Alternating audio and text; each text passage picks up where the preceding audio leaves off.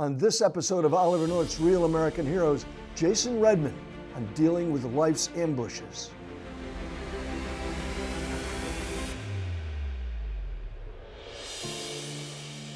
Welcome to this edition of Real American Heroes. I'm Oliver North, and our guest today is Jason Redman, a retired Navy lieutenant who spent 11 years as an enlisted Navy SEAL and almost 10 years as a SEAL officer.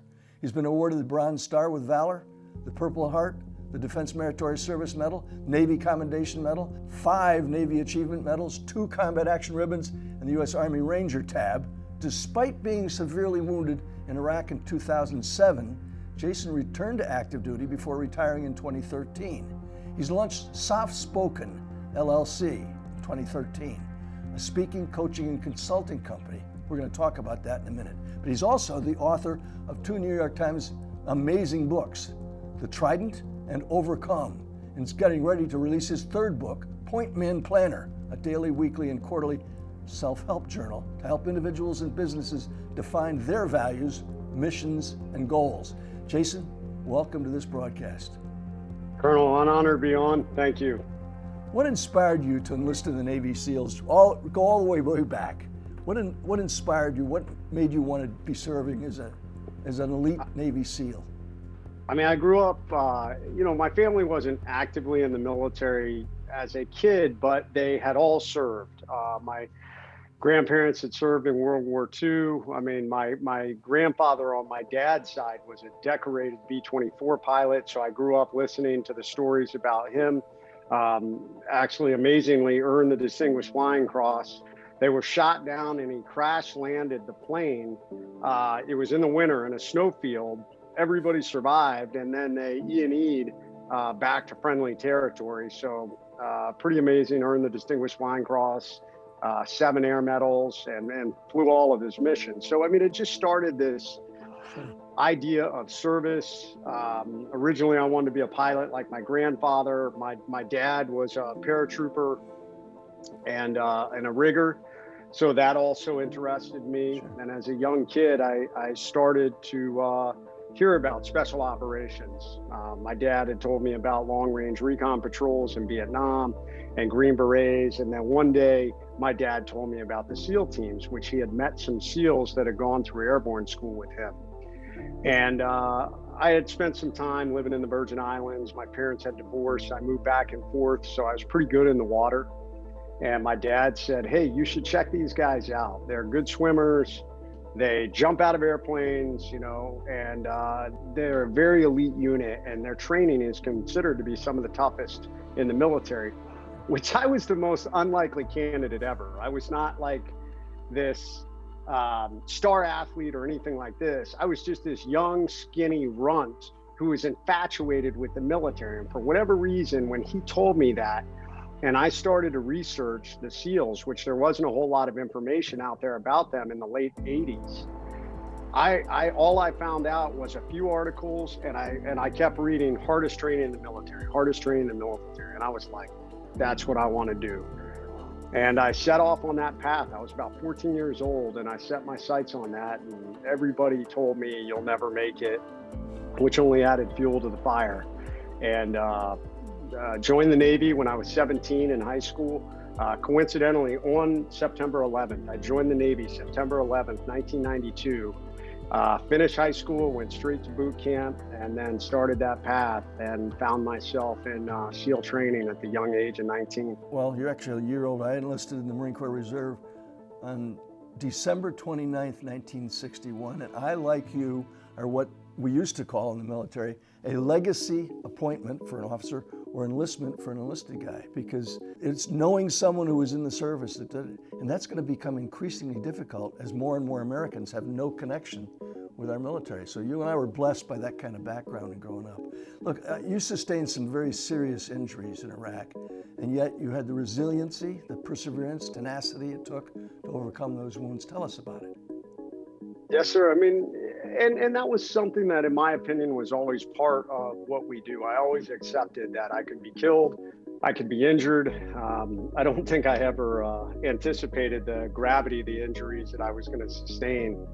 It occurred on we were at the end of our deployment in Iraq. It was in the summer of '07. So the tail end of the Anbar awakening, the fall of '06 into the summer of '07. So pretty volatile time in Iraq, especially in the Anbar province. Some of the heaviest fighting we were seeing was occurring during that time.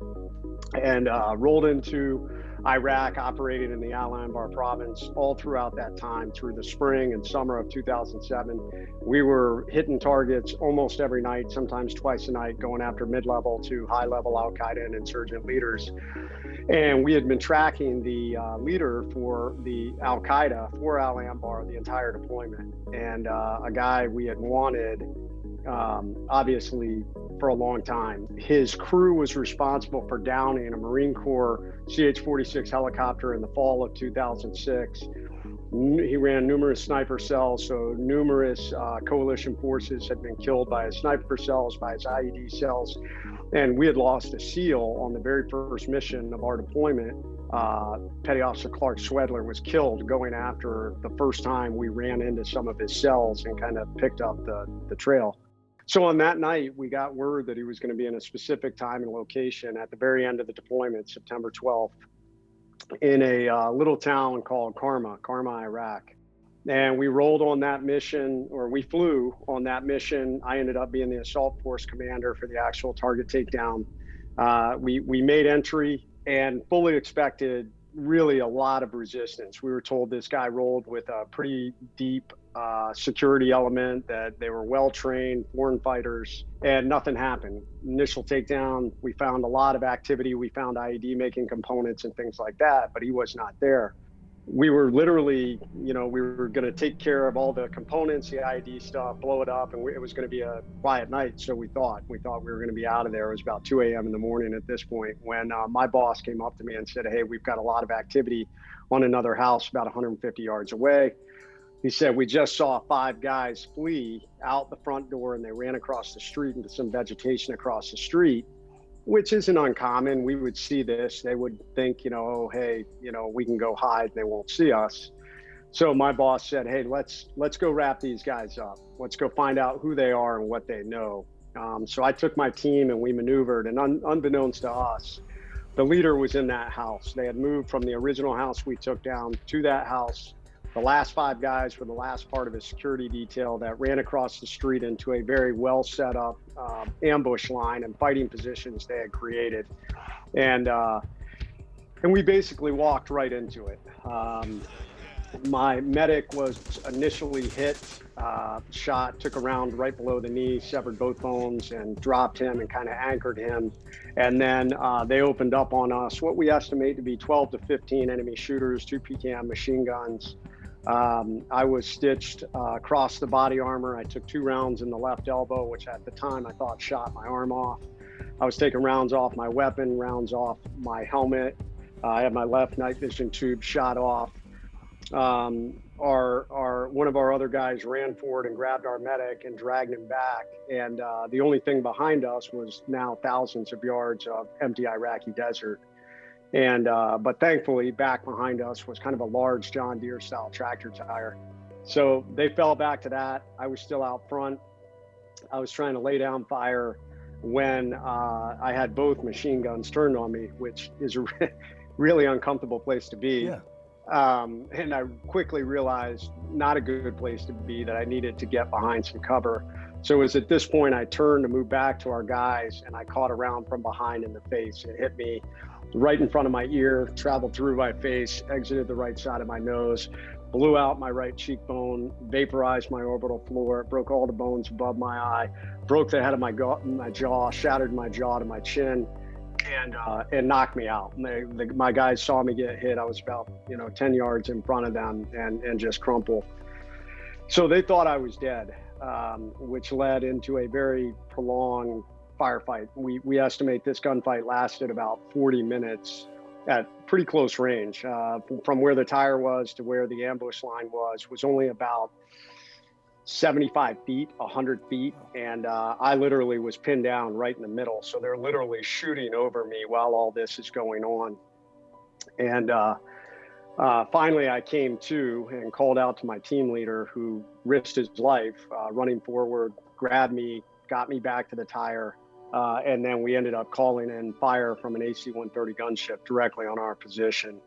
And so I owe my life to my teammates, to my team leader. I owe my life to the, Air Force, that AC-130 gunship, which obviously was well recognized. There were several guys that got DFCs, Distinguished Flying Crosses, for that mission, and air medals. And that started a whole new journey for me.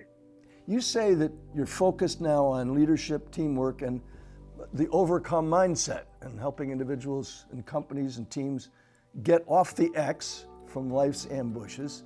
I know what those terms mean, but explain it to our audience. Yes, sir. I mean, it was definitely a tough journey, but it was not the hardest journey I've ever been through. A lot of people think that my battlefield injuries were the hardest thing I'd ever been through, and definitely very difficult. But I had been through a leadership failure as a young leader.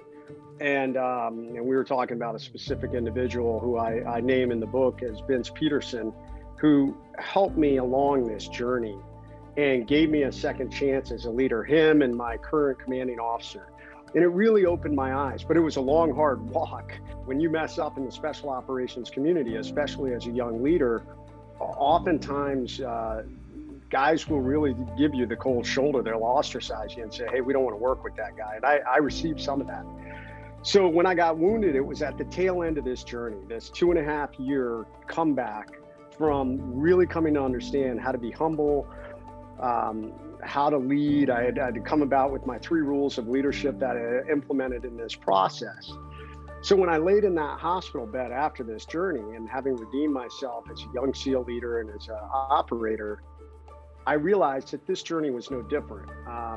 It was going to be hard, but I had walked through a harder journey before. And the rules that I had talked about to come back as a leader were the same rules that it was going to take in this hospital bed. And it starts with you, and then it spreads to the other people. And then the last rule that I talk about is you've got to do it all the time. And I realized in that hospital bed that there were young men around me and women who were burned, who were missing limbs, who had traumatic brain injuries, and they looked up to us as special operations guys. And I realized, hey man, you've been talking about these lessons that you've been living for the last 2.5 years. Well, your injuries don't negate you from doing that anymore. You can lead even from a hospital bed. So guess what? Let's go. Now there's a different level of leadership, and it starts right here. I just started to realize, I write a lot. I started meeting a lot of people. I was working with wounded warriors, and I started recognizing this common theme. And the common theme was this, that when individuals, whether it's a firefight or whether it's a crisis or catastrophic event or injury or whatever it is in your life, as humans, we have a tendency to kind of act the same. And that is we freeze up, we focus on the negative, we have a tendency to kind of deny the initial impact of this catastrophic event. Colonel, in firefights, the guys who are untrained or who are unprepared, sometimes in those initial moments, they're trying to figure out what the hell's going on instead of laying down fire. And some of them just freeze. Yep. And life is no different. In special operations and in, frontline combat units, we talk about that location, the point of the attack, and we call it the X. And what I realized is so many people in life get stuck on that X. Whether it's temporarily, or there are some people that get stuck on it forever. They may not physically die, but they mentally and emotionally die from that impact. And it started this whole strategy, this methodology that I now teach, called Get Off the X. And from there, it's grown into my Point Man for Life leadership program, which is how we define our values and our mission, our long-term goals, short-term goals. And then everything comes down to, if we prepare and build a mindset to overcome, we can't prevent every ambush, but when the ambushes come, you're ready to get off that X. You have the tools to do it. So, okay, a businessman comes to you, you're a professional coach, and a business person who's heard your lecture or read your books. What's that coaching situation look like when they're getting coaching from you? So for me, coaching is much more about teaching people how to be better leaders of themselves and better balance. So I'm not necessarily coaching someone to make more money, but it is interesting that they will naturally tend to make more money. They'll be more healthier. They'll be happier in all aspects of their lives because they're natural byproducts of figuring out balance in our lives. And so taking them through my program, one of the very first things we do with any of my coaching clients is I want them to define success. What does success mean to you? Because for a lot of people, we look at the world around us and we say, oh, it's the shiny objects, it's the big house, it's the car. But for some people, that's not really what brings them happiness. And Colonel, you and I both know a lot of people who are super wealthy and successful who are super unhappy. They have success, but they're not happy. And in my opinion, success needs to come from within. You need to figure it out. And that boils down to what our values are. And from there, then it becomes our individual mission. What is our mission in this life? So everybody I work with, we develop an individual mission statement, no different from a military unit. That mission statement becomes now everything we build forward. It allows us to define, just like a point man, what is our destination? Those are our long-term goals. From there, we start to set our course, which is our short-term goals, which can be anywhere from a year. We break those down into quarterly goals.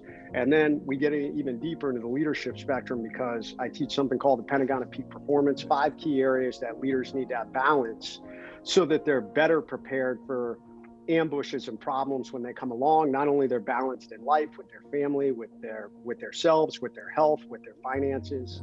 And then the last component is how they lead themselves every day, that we're even balanced every day with something I teach called the rule of 3 Ps, 1 physical goal, 1 personal goal, 1 professional goal. If you do these things, you're going to find success. It doesn't matter if COVID comes along. It doesn't matter if anything comes along, because you can always go back to your mission. No different than in the military, our top tier units, it was our mission that drove us. We were relentless in the pursuit of that mission. And even if things went totally sideways, we were always able to say, well, this is who we are and this is our mission. If you can find that in your life, it will be your light in the darkness and you will find your way forward. Jason, tell our viewers how to get a hold of you who want you to come and share what you just shared with me with them. Yeah, you can go to jasonredman.com. On my website, you'll find the information about both me coming and speaking. You'll find my social media. You'll find my coaching page, which talks about the different programs. We just launched our brand new course, 72 Hours to Peak Performance. So this actually goes through some of these get off the X methodologies and the Pentagon of Peak Performance to do a quick reset in your life if you need it. We don't have to carry a 75-pound IBS on our heads to do this. You do not. A lot of people think that that's what's going to come, and I'm like, no.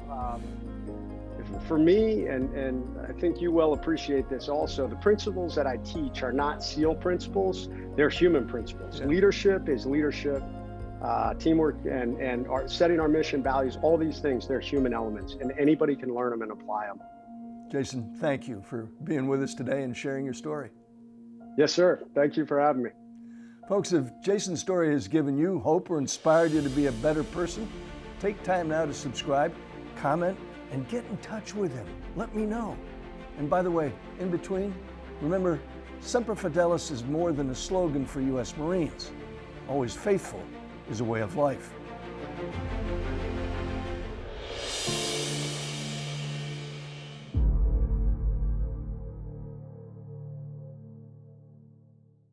This broadcast has been brought to you in part by MyPillow and the MyPillow line of products. Get yours today at mypillow.com or 800-620-4439 and use promo code NORTH to receive deep discounts on your order.